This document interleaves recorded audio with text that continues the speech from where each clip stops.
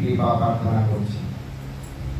তৎপর নিত্যলীলা প্রবিষ্টম বিষ্ণুপাদ অষ্টোত্তর শত শ্রী শ্রীমদ ভক্তি প্রমোদ পুরী গোস্বামী ঠাকুরের অভয়রাতুল চরণে অনন্ত কোটি শ্রেষ্ঠম প্রণতি জ্ঞাপন পূর্বক আমি তুমি কৃপা প্রার্থনা করছি।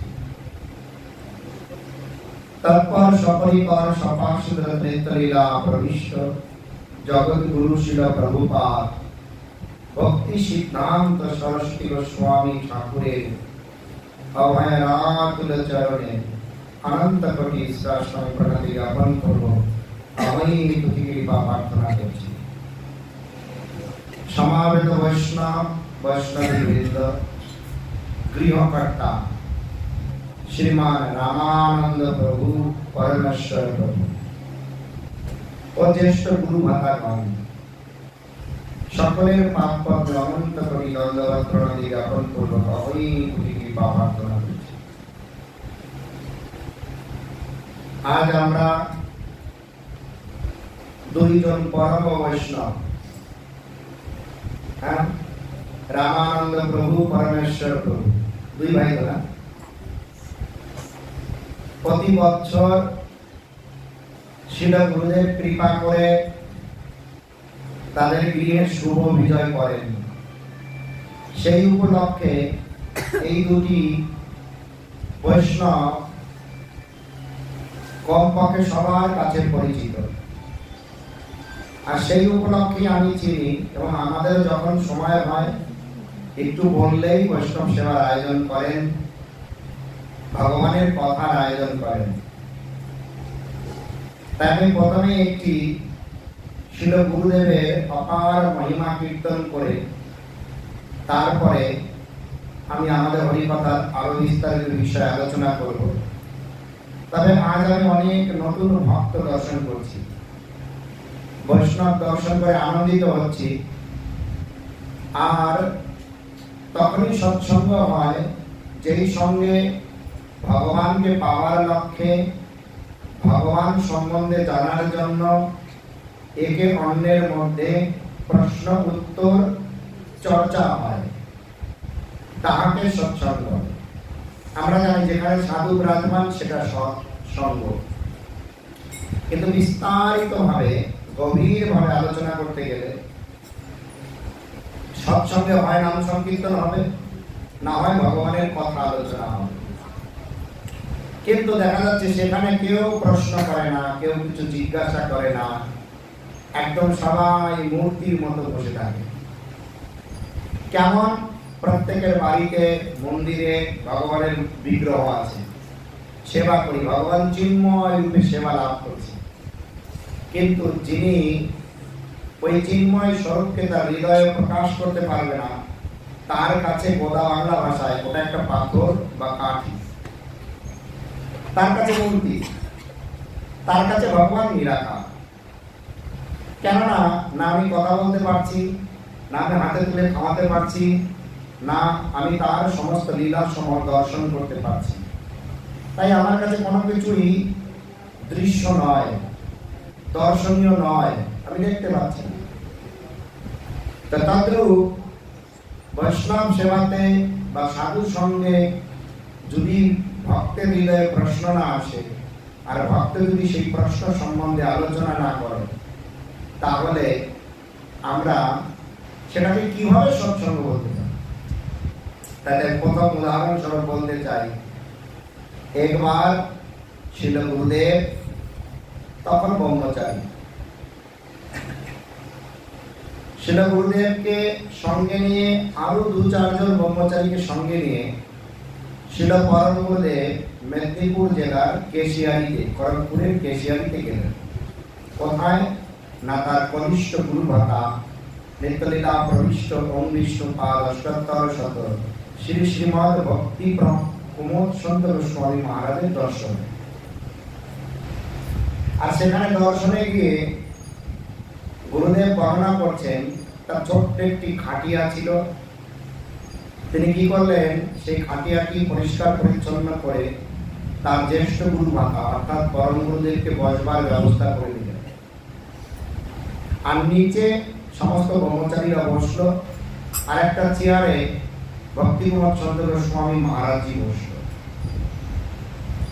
এখন দুইজন মহাপুরুষের সামনে কতগুলো নবীন ব্রহ্মচারী, এবং সেখানে তারা আপোষে নিজেদের মধ্যে কথোপকথন করতে পারবে। হঠাৎ করে ভক্তিপ্রমোদ চন্দ্র গোস্বামী মহারাজ বললেন, মহারাজ, আজ আপনি এসেছেন, আমরা অত্যন্ত সৌভাগ্য। কেননা গৃহে বৈষ্ণব আসলে বুঝতে হবে যে অনন্ত কোটি জন্মের স্বীকৃতি হলে তখন আমাদের সাধু সঙ্গ লাভ হয়। সৎসঙ্গ প্রাপ্যতে পূর্বজন্মে পুণ্যের স্বীকৃতি সঞ্চিত হয়। সাধু সঙ্গ 2-4 জন্মের স্বীকৃতি ফলে লাভ হয় না, অনেক জন্মের স্বীকৃতি ফলে লাভ হয়। তো এইভাবে তাই আপনি এসেছেন, কৃপা করে আমার কিছু সংশয় আছে, আপনি দূর করুন। পরম গুরুদেব মুস্কি হেসে দিয়ে বলল, আপনার সংশয় না জগৎ উদ্ধারের জন্য আপনি সেই শিক্ষাটাকে দিতে চান। কেননা একজন মুক্ত পুরুষের কোনো প্রশ্ন থাকতে পারে না। মুক্ত পুরুষ তখনই প্রশ্ন করে সেই প্রশ্ন আকারে আরেকজন মুক্ত পুরুষের কাছ থেকে সেই উত্তর শুনে তাহা জগৎকে জানায়। শ্রীমদ্ ভাগবত মহাপুরাণ খুললেই দেখবেন শৌনকাদি ঋষিগণ যারা সর্বদা ভগবানের নাম সেবাতে মগ্ন, তাদের আবার প্রশ্ন কি করে হয় না, তারা সৌত গোস্বামী মহারাজকে জিজ্ঞাসা করছে, আর সেই সংবাদেই এই ভাগবত কথা আলোচনা হচ্ছে। কিন্তু আমাদের ক্ষেত্রে ব্যতিক্রম দেখতে পাই না, আমাদের মধ্যে কেউ জিজ্ঞাসা করে, আবার না অনেকেই পাঠক কাছে জিজ্ঞাসা করতেও দেয় না। এই যে ভিন্নতা, তাই পূজ্যপাদ ভক্তিপ্রমোদ চন্দ্র গোস্বামী মহারাজ অত্যন্ত সুন্দরভাবে বলেন, হ্যাঁ আপনি যেমনটি ভাবেন, কিন্তু আমার সংশয় আপনাকে দূর করতে হবে। বলো কি আপনার প্রশ্ন বলুন। এইভাবে যা প্রভুপাদ বলাবে সেইভাবে বলবো। বলে মন্দিরের সামনে গুরুদেব দাঁড়িয়ে আছে, আর ভগবান সিংহাসন থেকে নেমে এসে বলছে, আমাকে প্রণাম করো। একজন শিষ্য কি করা উচিত? বাবা কে বলবেন? খুব ভালো কথা। এই যে জগৎকে জানানোর জন্য যে কৃষ্ণ বললেও তাকে প্রণাম করা যাবে না। কেননা কৃষ্ণ যে কোন বেশে কখন আসবে আমি চিনতে পারবো না। যদি গুরুদেব বলে সত্যি সত্যি এটা কৃষ্ণ, তাহলেই সেটা কৃষ্ণ। অন্যথায় কৃষ্ণকে খুঁজে বের করার দ্বিতীয় কোনো উপায় নেই।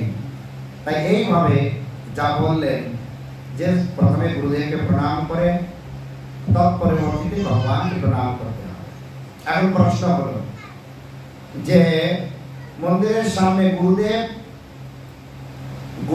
আর অন্য একজন বৈষ্ণব দাঁড়িয়ে আছে, যাকে আপনার প্রণাম করা উচিত, সেক্ষেত্রে কি করবেন? বলছে সেক্ষেত্রে গুরুদেবকে আগে প্রণাম করে তৎপরিবর্তে মন্দিরের আড়ালে এসে সেই বৈষ্ণবকে প্রণাম করতে হবে। আবার যদি শ্রদ্ধেয় কোনো বৈষ্ণব মন্দিরের সামনে থাকে, সেক্ষেত্রে কি করতে হবে? তৃতীয় প্রশ্নের উত্তরে বললেন যে মন্দিরের সামনে স্বয়ং দেব দেবী যেই হোক না কেন, কাউকে প্রণাম করা যাবে না। তাই সেক্ষেত্রে মন্দির থেকে দূরে এসে বা পর্দা টান দিয়ে মন্দিরটা বন্ধ করে সেই বৈষ্ণবকে আপনাকে সম্মান করতে হবে। তো এইভাবে দুইজন মহাপুরুষের কথোপকথন দ্বারা জগৎ জীবকে শিক্ষা প্রদান করলেন।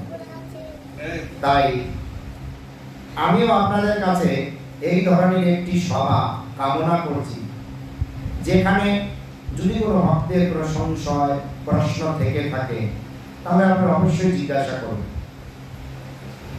আর গুরুদেবের অহৈতুকী কৃপা কি হয় সে সম্বন্ধে আমরা দেখতে পাই শ্রীরাম মায়াপুরে শিল প্রভুপাদের আনুগত্যে শিল প্রভুপাদের চরণাশ্রিত এক ভক্ত, তিনি অত্যন্ত গরিব, তার সামর্থ্য নেই। শিল প্রভুপাদ তার বাড়িতে আসবে, তিনি তার একটু সেবার আয়োজন করবেন। আবার প্রভুপাদ সহজে কারো গৃহে যান না, প্রভুপাদকে নিতে গেলেও অনেক সময় প্রভুপাদ যাবে, প্রভুপাদের মতন মহাপুরুষের চরণধরি যেখানে পড়বে সেখানে দু চারটি কথা হবে না। এমনটি কি হয়, কথা হতে গেলে প্রভুপাদের নাম শুনে হাজার হাজার ভক্ত একত্রিত হয়ে যাবে। কেননা নিমন্ত্রণ দিতে হবে না, ব্যানার লাগাতে হবে না, বলতে হবে না, আপনা আপনি এই খবর চতুর্দিকে প্রচারিত হয়ে যাবে। সেক্ষেত্রে সেই প্রভুপাদের চরণাশ্রিত একান্ত ভক্ত গুরু গৌরাঙ্গ গান্ধর্বিকার মন্দির পরিক্রমা করতে করতে আর হৃদয়ের আরতি গান্ধর্বিকাকে রাধারানীকে জানাচ্ছে, হে রাধে, যদি কৃপা করে প্রভুপাদ যেতেন আমার বাড়িতে, আমি জানি এটা সম্ভব না, তারপরেও যে জিনিস সম্ভব না আমরা মনে মনে মাঝে মাঝে ভাবি, যদি হতো তাহলে তো খারাপ হতো না, কিন্তু তারপরে আমরা ভাবি এটা কি করে সম্ভব। তো এইভাবে যদি হতো করে রাধারানীর কাছে তার হৃদয়ের সমস্ত আরতি জানাচ্ছে আর পরিক্রমা হচ্ছে। আর দেখবেন পরিক্রমা হয়ে গেলে আমরা সবাই শ্রী গুরুদেবের অনুমতি নিয়ে নবদ্বীপ পরিক্রমায় অংশগ্রহণ করি, উৎসব হয়ে গেলে আবার গৃহে প্রত্যাবর্তন করি। সমস্ত ভক্তগণ এইভাবে শিল প্রভুপাদের কাছ থেকে অনুমতি নিয়ে গৃহে প্রত্যাবর্তন করছেন। আর এইভাবে সেই ভক্ত প্রভুপাদের কাছে গেলেন, অনুমতি নিলেন। শিল প্রভুপাদ তাকে দেখে বলছে, এই আমি তোমাদের বাড়িতে যাব, তুমি সবকিছু আয়োজন করো, দিন ক্ষণ সব বলে দিলেন। এখন সে কান্না করতে করতে বলছে, প্রভুপাদ আমাদের বাড়িতে যাবে, নিজের কানকেও বিশ্বাস করতে পারছে না, প্রভুপাদ যাবে। সে আনন্দে আত্মহারা হয়ে বলল, আমি তো আমার হৃদয়ের কথা কারোর সঙ্গে শেয়ার করিনি, ভাগ করিনি, আমি তো কাউকে বলিনি। তাহলে আমার প্রশ্ন হচ্ছে, হে শিল প্রভুপাদ, আপনি আমাদের বাড়িতে যাবেন, আপনি জানলেন কি করে? শিল প্রভুপাদ বলছে, তুমি কাঁদতে কাঁদতে রাধারানীকে বলতে পারো, গান্ধর্বিকাকে বলতে পারো, আর আমি জানলেই দোষ, আর কোনো কথা নেই। সেই ব্যক্তি, সেই ভক্তটা বাড়িতে এসে অত্যন্ত সুন্দরভাবে আয়োজনের চিন্তা করলেন, কিন্তু না আছে তার সম্পত্তি, না আছে তার টাকা পয়সা, না আছে তার জনবল। তার বাড়িতে এক খণ্ড জমি ছিল, বাড়ির ভিটেটা। সে বাড়িতে এসে ভিটে বাড়িটা বিক্রি করে দিল। ভিটে বাড়িটা বিক্রি করে দিয়ে গ্রামের সকলকে বিশাল এক বৈষ্ণব সভার আয়োজন করে। প্রভুপাদ আসবে, বিশাল নগর সংকীর্তন, হাতি ঘোড়া সব আছে, বাদ্য বাজনা। এত সুন্দর আয়োজন দেখে একদম গোছালো। ছিল প্রভুপাদ বলছে, আমি তো জানি এর কিছুই নেই, এই এত বড় করে আয়োজন করলো কি করে, এত লোকের প্রসাদ, এত বড় আয়োজন। গ্রামের সবাই বলছে, ছিল প্রভুপাদ তার যে ভিটে বাড়িটা ছিল সেটা আপনি আসার খবরে বিক্রি করে দিয়েছে। যখন ছিল প্রভুপাদ দেখে বলছে, তুমি এমনটা কেন করলে, কোথায় থাকবে? উত্তর দিচ্ছে, আমি যদি ভিটে বাড়িটা রেখে আপনার সেবার আয়োজন করতাম, কিন্তু সেই ভিটে বাড়িটা থেকে যেত, কিন্তু দুদিন পরে মরে গেলে সেই ভিটে বাড়িটা কি কাজে লাগতো? তাই বেঁচে থাকতেই ছিল প্রভুপাদের সেবায়, গুরুদেবের সেবায় লাগাতে পেরেছি। এর থেকে আমার বলতে এই সংসারে যা কিছু আছে, যে ভগবানের সেবায় আর কি করে লাগানো যাবে? ছিল প্রভুপাদ আর আগে বললেন না। আর আগে না বলে তিনি ভাবতে লাগলেন যে ভক্ত কত উচ্চ পর্যায়ে হতে পারে, ভগবান হৃদয়ে আত্মী অবশ্যই পূর্ণ। আর এইভাবে আমরা দেখতে পাই একই ঘটনা সেই নিত্য গোলক বৃন্দাবনেও হয়। শুধু কি এই জগতে না, নিত্য গোলক বৃন্দাবনেও হয়। সেই নিত্য গোলক বৃন্দাবনে আমরা দেখতে পাই শ্রীদেব মীর একজন ক্ষত্রিয় বংশের রাজা। তিনি দুটি বিবাহ করলেন, একটি বিবাহ করলেন বৈশ্য কুলে, একটি বিবাহ করলেন ক্ষত্রিয় কুলে। ক্ষত্রিয় কুলের পত্নী থেকে তার একটি পুত্র হল, নাম হচ্ছে সুরসেন। আর বৈশ্যকুল থেকে তার একটি পুত্র হলো, তার নাম পর্জন্য গোপ। আর সময়ের ব্যবধানে পর্জন্য তার মামার বাড়িতে চলে আসলো, কোথায়? গোকুল মহাবনে। আর গোকুল মহাবনে গোপেরা সংঘবদ্ধ ভাবে জীবিকা চালাতো, একসঙ্গে থাকতো। তাই সংঘবদ্ধ ভাবে থাকলে সবাই পর্যন্ত গোপকে তাদের দলনেতা ভাবত, আর এই দলনেতাকেই রাজা বলে ঘোষণা করলো। কিন্তু প্রকৃত অর্থে গোকুল মহাবনের বা এই নন্দ মহারাজদের গ্রুপদের মধ্যে কোনো রাজা নেই। দলবদ্ধ ভাবে থেকে সবাই তাকে মুখ্য ভেবে চলত। আর এইভাবে ধীরে ধীরে চতুর্দিকে এই পর্জন্য গোপের স্বীকৃতি বিস্তার হতে লাগলো। লোকে পর্জন্য গোপের সঙ্গে থেকে নিজেকে ধন্য মনে করত। আর এক এক করে তার 5টি পুত্র হলো, উপানন্দ, অভিনন্দ, নন্দ, সানন্দ, নন্দ। এই 5 পুত্রের মধ্যে নন্দ মহারাজ মধ্যম পুত্র। নন্দ শব্দের অর্থ আনন্দ।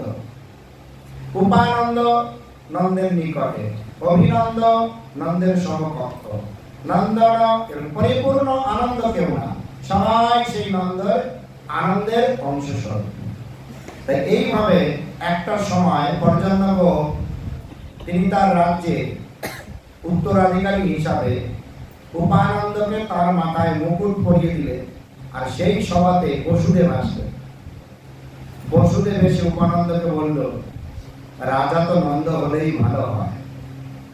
সঙ্গে সঙ্গে উপানন্দ নিজের মাথার মুকুটটা খুলে তার মধ্যম ভাই 3 নম্বর ভাইয়ের মাথায় পরিয়ে দিল। নন্দ বলল, একই করছেন, এটা হয় না, আপনি জ্যেষ্ঠ। কিন্তু সমস্ত ব্রজবাসীগণ বাহবা দিয়ে বলল, যেখানে নন্দ মহারাজ রাজা, সেখানে তার সঙ্গে আমরা থাকতে পেরে আমাদের জীবন আমরা আপনা আপনি ধন্যাতি ধন্য মনে করি। রাজাকে নির্ণয় করা যায় না। রাজার সঙ্গে থেকে পূজারা যদি স্বতঃস্ফূর্ত ভাবে আনন্দ লাভ করে, তাহলে শাসন করতে হয় না। এই ধর্মীয় জগতে এটাই দেখিয়েছে যে ধর্মের রাজা তাকে বলা হয় যার আনুগত্যে থাকাটাই পূজাদের জন্য সৌভাগ্যের ব্যাপার। তাই তো পরীক্ষিত মহারাজ ধর্মের রাজা বড় অধর্মকে রাজ্য থেকে বের করে দিল। ধর্মের রাজার রাজ্যে অধর্ম থাকতে পারে না। আজ আমরা সময়ের ব্যবধানে কত কলহ, কত বিবাদ, কত সংশয়, কত লড়াই ঝগড়া দেখি। সেখানে আনুগত্য নেই, সেখানে ধর্ম নেই, সেখানে শুদ্ধ হরিনাম নেই, শুদ্ধ অমানিনা মানদের গুণ নেই, তাই এত কলহ। যদি প্রকৃত অর্থে ধর্ম সেখানে বিরাজমান থাকে, তাহলে নিত্য সেইগুলো বৃন্দাবনের লীলাতে দেখি যে সমস্ত ব্রজবাসীগণ নন্দ মহারাজকে রাজা হওয়াতে তারা এত আনন্দিত। তাহলে যাকে রাজা হিসাবে মানলেই জীবনের সবকিছু পাওয়া যাবে, আর কিছু চাই না। তাহলে ভাবুন যে তাকে কি আর শাসন করতে হবে? শাসন করতে হবে। এইভাবে নন্দ মহারাজ রাজা হলো। আর সুন্দরভাবে তার বিবাহ হলো। বিবাহ হলে ধীরে ধীরে সবাই বুঝতে পারলো, কিরে নন্দ মহারাজের তো সন্তান হয় না। দেখতে দেখতে যশোদা মায়ের চুলও পেকে গেল, নন্দ মহারাজ বুড়া হয়ে গেল। আর সবাই উপানন্দ, অভিনন্দ সমস্ত ভাইরা পর্যন্ত গোপ শরীর ছেড়ে দিল। এইভাবে কি করলেন? যজ্ঞ করতে লাগলেন। আর যজ্ঞের আসনে বসে যশোদা মা সর্বদা চিন্তা করে, আমি যাকে পুত্র বলে মনে মনে চিন্তা করি, সে তো আর মাতৃগর্ভে আসবে না, সে তো নারী, অদ্বৈত পুরুষ। তার কি দায় পড়েছে তিনি মাতৃগর্ভে এসে এই আবদ্ধ নামক নরক যন্ত্রণা ভোগ করবে? বদ্ধ জীবের মাতৃগর্ভ হয়, গর্ভদশা হয়।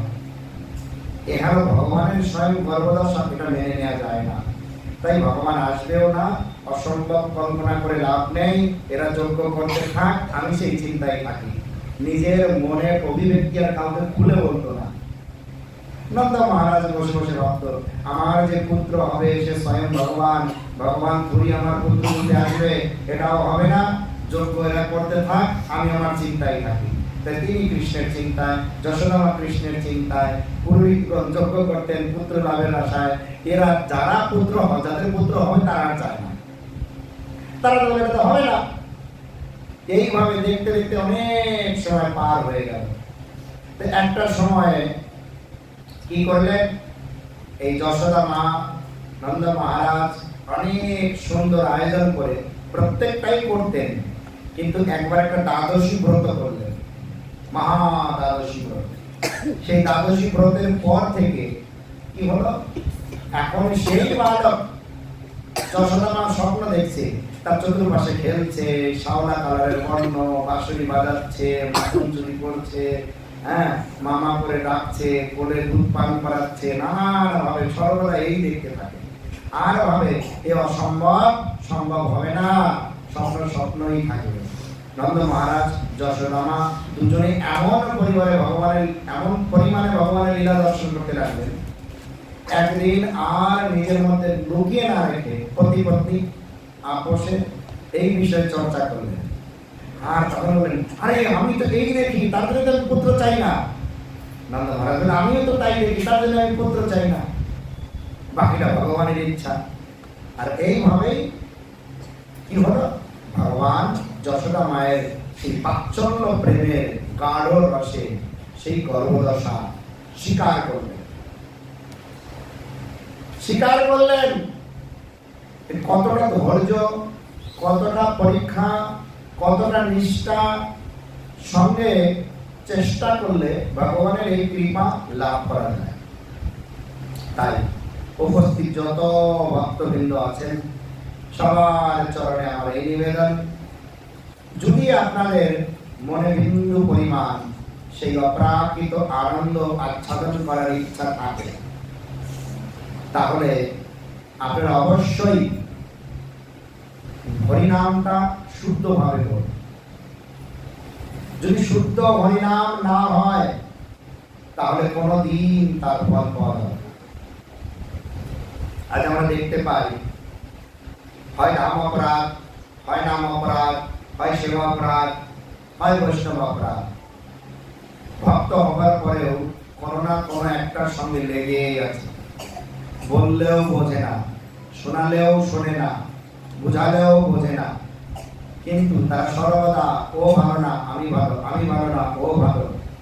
আর নানান ভগবান সম্বন্ধিত সেবায় নিজের বৃত্তি হিসাবে গ্রহণ করে দিন দিন জগৎগুরু শিল প্রভুপাদ নিষ্ঠার সঙ্গে যে লীলা অর্থাৎ প্রচারাদি করে গেছেন, তাহার সমস্ত কিছু দিন দিন হয়ে যাচ্ছে, আর জগতে অশান্তির মাত্রা বেড়ে যাচ্ছে। তাই সবার বারংবার নিবেদন করি যে হরিনাম শুদ্ধ না হলে আর হরিভজন হবে না। আর হরিনাম শুদ্ধ করার উপায়, বর্তমান কলির মায়া থেকে মুক্ত থাকার উপায়, একান্ত চিত্তে গুরুদেবের বাণীগুলোকে স্মরণ করে সর্বদা হরিনাম সংকীর্তন প্রচুর পরিমাণে করা। বলেন হরে কৃষ্ণ হরে কৃষ্ণ কৃষ্ণ কৃষ্ণ কৃষ্ণ